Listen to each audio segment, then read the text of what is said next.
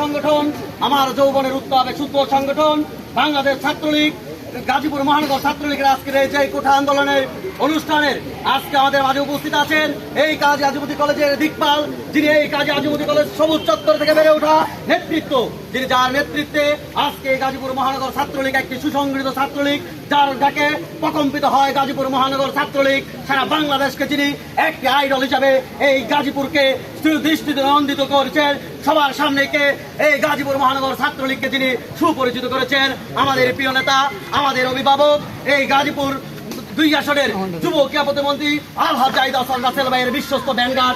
জাহিদ হাসান রাসেল ভাইয়ের বিশ্বস্ত সিপাহসালা, আমার অভিভাবক গাজীপুর মহানগর ছাত্রলীগের সাধারণ সম্পাদক শেখ মোস্তাক আহমেদ কাজল ভাই আমাদের মাঝে উপস্থিত আছেন।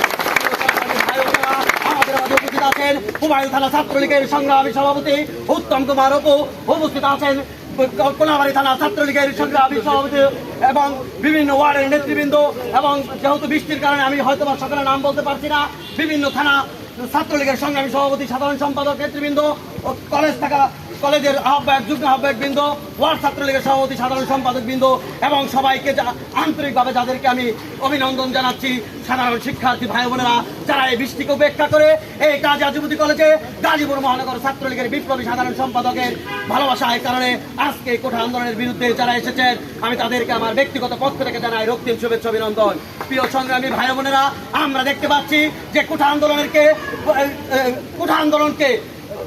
দিয়ে বিএনপি জামাত জোট সরকাররা কিন্তু এই সাধারণ শিক্ষার্থীদেরকে ভর করে কিন্তু এই দেশটিকে, এই বাংলাদেশকে একটা অরাজকতার সৃষ্টি করার জন্য কিন্তু সেই বিএনপি জামাত জোট সরকার কিন্তু আন্দোলন শুরু করেছে। প্রিয় সংগ্রামী সাথী ও ছাত্রছাত্রী ভাই বোনেরা, আপনারা শিক্ষিত, আপনারা বুঝেন, আপনারা বিবেকবান মানুষ, আপনারা শিক্ষিত মানুষ, আপনারা যে বিএনপি জোট সরকারের সেই ছাত্র দলের যারা নেতৃত্ব দিয়েছে তারা কিন্তু এই